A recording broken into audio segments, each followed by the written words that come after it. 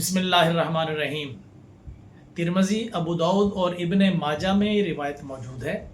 उम्मुल मोमिनीन सैयदा आयशा सिद्दीक़ा तय्यबा ताहिरा रज़ियल्लाहु ताला अन्हा फरमाती हैं, नबी अकरम सल्लल्लाहु अलैहि वसल्लम ने इरशाद फरमाया, यौमुन नहर यानी 10 ज़िलहज को इब्न आदम का कोई भी अमल अल्लाह करीम की बारगाह में खून बहाने से ज़्यादा बेहतर नहीं है।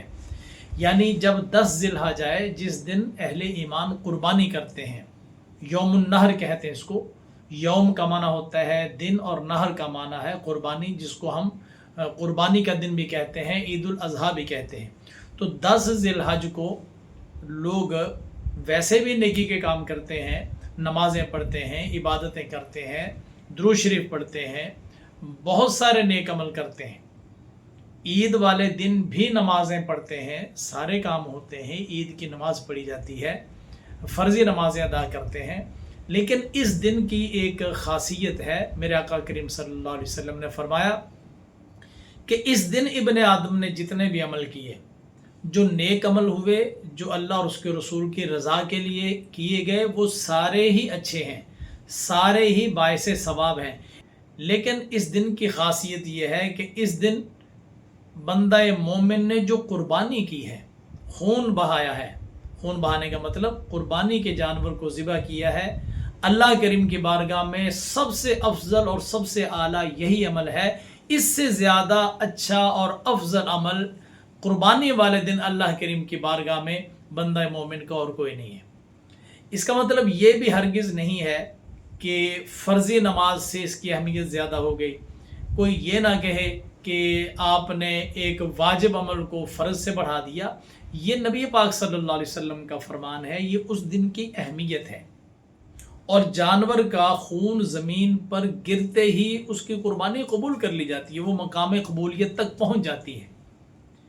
अब इस हदीस तय्यबा को मद्देनज़र अगर हम रखते हैं, तो आज के ज़माने में बहुत सारे लोग जो ये तशरीहात करते हैं कि कुर्बानी वाले दिन पूरे आलम इस्लाम में इतनी कुर्बानियाँ की जाती हैं, इतना पैसा ज़ाया किया जाता है, अगर ये पैसा जमा कर लिया जाए इतने खरब रुपए, इतने अरब रुपए बन जाते हैं, इनसे गरीबों को कारोबार करवा कर दिया जाए, या किसी यतीम मिस्कीन का भला कर दिया जाए, किसी यतीम बच्ची की शादी करवा दी जाए।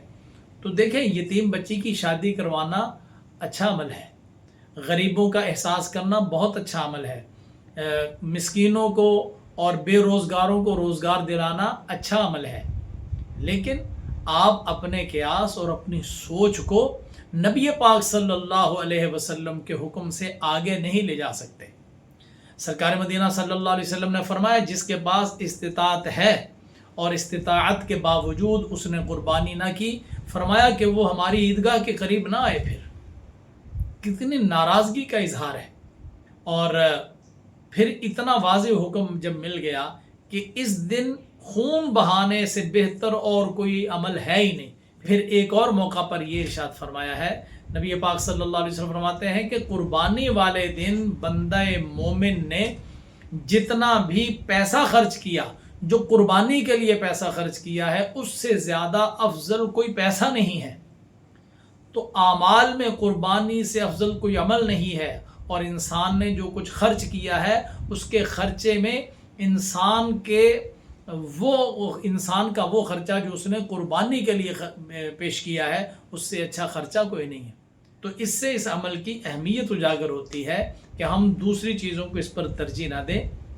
जो बंदे 10-10 लाख के जानवर ख़रीद कर कुर्बान करते हैं, उन पर भी बहुत सारे लोग एतराज़ करते हैं कि जी ये फजूल खर्ची है, अगर 2 लाख का जानवर आ सकता है तो उसकी कुर्बानी कर दी जाए, 8 लाख ज़्यादा देने का क्या फ़ायदा है, इसमें रियाकारी है, ये है वो है। देखें, रियाकारी तो जिस अमल में भी आ जाती है उसको बर्बाद कर देती है। हम नमाज़ पढ़ते हैं तो नमाज के अंदर रियाकारी आ जाती है, तो क्या नमाज का कोई सवाब मिलेगा?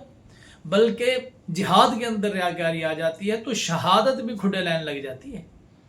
तो इसलिए रियाकारी तो जहाँ पर भी आ गई, वो सिर्फ कुर्बानी की बात नहीं है, वो जिस इबादत में भी शामिल हो गई वो इबादत बर्बाद हो गई।